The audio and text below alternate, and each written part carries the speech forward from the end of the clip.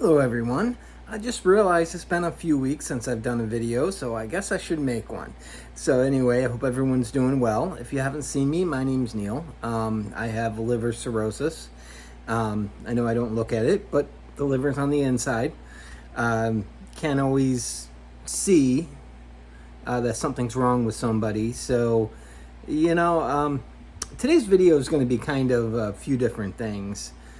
Just some thoughts. Some things going through my head that I wanted to share, and I'm hoping that maybe this might help somebody else dealing with the same thing, and some of the things that I've come to and what it's like dealing with living on disability, and what it's like dealing with living on a fixed income and living with a disease that doesn't necessarily have a giant light at the end of the tunnel, and how to stay positive and things like that. First thing I want to say though is thank you so much for 1,000 followers. I'm almost at 1,200.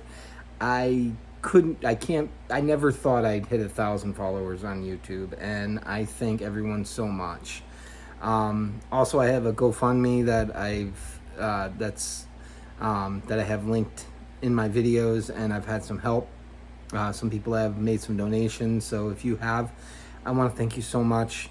Just a little story. At one point, I remember somebody had just, donated $10, and things were pretty tight, and it was still a few days before I got my disability check in, and I just needed a few extra last items of food to get me through the next couple days, and that $10 was a blessing. So it makes a huge difference, and I just want to thank everybody for the kindness. And I don't feel like I deserve it, and it means the world to me that people have helped, and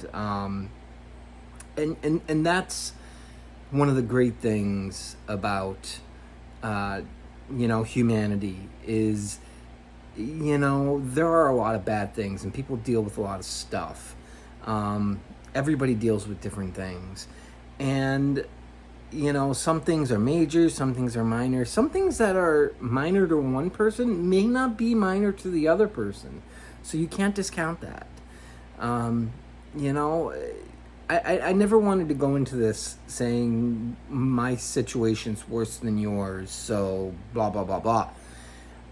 I don't look at my situation as a bad situation. I look at it as a hurdle, and it's just a change of pace, and it just means that I have to change the way I do things, and I have to change the way that I live my life. And it doesn't mean that you can't have fun, or it doesn't mean that you can't have enjoyment. It doesn't mean there's nothing out there anymore for you. It just means that there's different things. I would say 6 years ago I was a different person than I am now. Of course I've made poor decisions in my life, and I'm sure everyone has, that I regret, and unfortunately I can't go back in time. So how do you deal with those things? Well, you move on the best you can, and you just fight for every day, and it's not easy. It definitely isn't, and we all deal with different levels of things, loss and or frustration or stress or depression. Depression's a tough one. I hate it when I go into those depression bouts in those times, and it's a really hard thing to deal with and to pull yourself out of. But if you are dealing with depression, definitely reach out to somebody and ask for help. Talk to somebody. It doesn't matter. Generally, you'll find somebody that's willing to listen and hear you out. And, even if they don't have a whole lot to say, it's just that ear that makes the difference. It's, them listening to you and hearing you and being there for you. So, for everybody who's ever listened to me, I appreciate it. Sometimes I feel bad, and I feel like I'm bug or pain because I have a problem and I have to ask for help, or I have to talk about it, or if it's in my mind and I've got to get it out. and I tend to feel like a burden doing that. Somebody had said to me, though, they wouldn't offer to help if they didn't want to. And that is something that I have a hard time remembering. Sometimes it's just one of those situations where, you're so stuck in your head that sometimes we don't see our way out, and we get stuck there. And it's like, and then you start piling stuff deeper and deeper on top of you, and next thing you know, it's just worse. So definitely find somebody to talk to, whether that's, therapy's a good thing. It's a great thing, to have a therapist and talk to somebody. And, I never thought there was anything wrong with having a therapist, but I never thought I would need one. And, I did, and it was a great help. And it wasn't that they had a magic answer for me. It wasn't that they had, they always had the perfect advice at the perfect time that, just fixed everything. No, but it was somebody to listen to me. And sometimes when you get the words out of your head and through your mouth, sometimes, you can make better sense of that in your head. So definitely don't discount talking about what's going on. But anyway, back to the liver situation. So I do go into a biopsy. They want to pull a piece of liver to see, how far along it actually is. Today's day and age, with everything that they're able to do with imaging, a lot of times they don't do the biopsies anymore. But because of the genetic issues and the stuff that I had from that was passed down through genetics, they want to take a piece of it and they want to study it, and they want to make sure there's nothing additional going on. Not that that's going to cure anything, because there is no cure for cirrhosis, just a transplant eventually. But I'm coming to find out that you can live somewhat normal with cirrhosis, as long as you're willing to do the work that it takes to live with it, meaning change your diet, meaning take your breaks, resting, not dealing with the fact that you're not able to do the things that you may have used to be able to do. Maybe you were a bodybuilder, or you were a runner and now you're not able to, and that's tough. I used to be a mechanic. I used to tear down engines and tear them apart and rebuild them, and I knew where every bolt went to and stuff, and I used to enjoy doing it. The electrical diagnostics I used to do, and that's behind me now. So now I move on to other things, and so I live my life differently. And that's the key. The key is staying in contact with your doctors, eating healthier. High protein is very important. I eat a lot of meat, and I've said this in almost all my videos. I eat a lot of pork just because it's a little cheaper than beef, and also it's good for you. And I'm not a big chicken fan, although chicken's really good for you, and chicken's got some really good protein, but I've never been a big fan of chicken, so I chose pork. There's a lot of different ways you can do it. I like pork chops. I break them up into I get like a multi-pack, and I'll break them up and I'll freeze them, and I'll have like 2 packs of thin cut ones, so it doesn't take long to cook them up. I just pull them out a couple hours before dinner time, let them thaw, and then I'll fry them up with some teriyaki sauce or something, and maybe make some noodles with it, or some rice, or a salad or something like that I'll eat on the side with it. Sometimes I'll eat just the meat, and that's it, because my body does need the protein. One of the things that your liver does is it takes those proteins and changes it into albumin, and that albumin is what your body lives on. Lots of things, like your cells, your ability to fight infections, to gain muscle, to live healthy, to have energy, metabolism, all those things. And when the liver's not working properly, it's not creating these things. So eventually, if you don't replenish that protein, it'll start eating away at your muscles. I used to be a pretty muscular person, um, and now I'm not. And that is what it is. So, but I just keep going with that. And I try to stay away from fast food. I don't really do McDonald's or Burger King or any of those. Um, so I try not to do that. So I find that it's a little bit cheaper if you buy your food like in multi-packs and you break them up, because you could plan out, you can do dinner meal preps. I eat a lot of Greek yogurt for breakfast a lot of times, because Greek yogurt tends to be high in protein.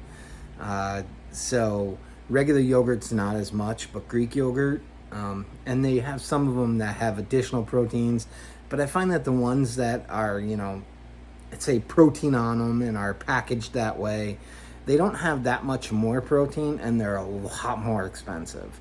So I just go with the store brand. I think it's like $2.47 for a 4-pack of Greek yogurt at Walmart, compared to Oikos, which would be like $5 for a 4-pack. So I mean, it's half the price, and and I like it just fine. At night, I tend to snack on fruit. Like I'll have some grapes and stuff in the evening before bed. Just try to live healthier. And to be honest, I don't mind eating those foods, and I wish I did for years prior to this. I'd probably be in better shape now, But the things we don't know that we learn as we move on, huh? If we had, if we knew now what we didn't know then, or if we knew then what we didn't know now, you know what I mean. Anyway, if we could go back in time and relive those situations, the choices we'd make, that would be different, right? But unfortunately, that's not an option yet, unless you're from the Marvel universe, which we all know that's not reality. But it'd be nice if it was. You can go back in time, but you can't. Anyway, back to the topic at hand. So I think it's the end of April, I go in for that biopsy. Doesn't look like it's too big of a deal. They just cut a little hole and they put a needle in, take a small piece of the liver out, and you're awake for the whole thing. But then again, I was awake when they put the chest tube in, so it can't be any worse than having a chest tube hammered in between your rib cage. So I doubt it could be worse than that. So bring it on. But I also found that being honest with your doctors and telling them exactly what's going on, even if you think that something isn't as important, like a small little detail, I just mention it anyway, because you never know. I do know when I used to run shops and stuff, I used to ask questions, and I used to, find out each individual things from the customer about what's going on with their car. And I would say that helps the doctors out a lot, for you to be completely honest and tell them exactly what you're doing and what's going on. If you're having trouble with drinking and you're still drinking, be upfront to your doctors. They might have, some resources to help you quit. They may have some different things or different suggestions on how to change it. I do find that, it's scary, you going in and especially with your liver, and you know that you might have been a drinker for a while, or you might have done drugs, or you might have done this or done that, and now you've got this disease, and it's all your fault, and then you just refuse to go to the doctor because you're too embarrassed. They've heard it all before. They've heard more embarrassing things. They've heard worse situations. Whatever situation that you're dealing with, I'm sure that they have dealt with something just the same or worse. So don't be afraid to tell them the truth and what's going on and exactly how you feel. So also, I have an additional issue that came up where I have an issue swallowing. The lower muscle in my esophagus overreacts and it stays pinching on the food, so they injected Botox in it, so I'm gonna have to go in and have that another dose put in for that, because food's starting to get stuck again. So Now that one's no fun when you're trying to enjoy a piece of pizza or, just your regular dinner and food's getting stuck constantly. It's definitely no fun, but could be worse things. So I tend to limit the amount of sodas I drink. I tend to, keep an eye on the things that I do. Sleep's important. Sometimes it's hard to sleep. One of the side effects from having liver disease is sleeplessness, which makes no sense to me because, you tend to get worn out easy, but yet you can't sleep. Somebody please make sense of this for me. But anyway, sometimes it's tough. I'll go through periods where I may go like a week without sleeping hardly at all, and then the next week I'll be sleeping constantly. So I guess your body makes up for it in one way or another. But anyway, this was just a quick video about a few different things. I hope it helps somebody. If there's any topics you'd like my opinion on or like to hear situations, I could also do an update of my story and how I was diagnosed and the path I went on. If anybody wants to hear that again, I can do one of those again too. So please let me know. Again, thank you so much. If you like what you see and you want to see more of these videos, please like and follow.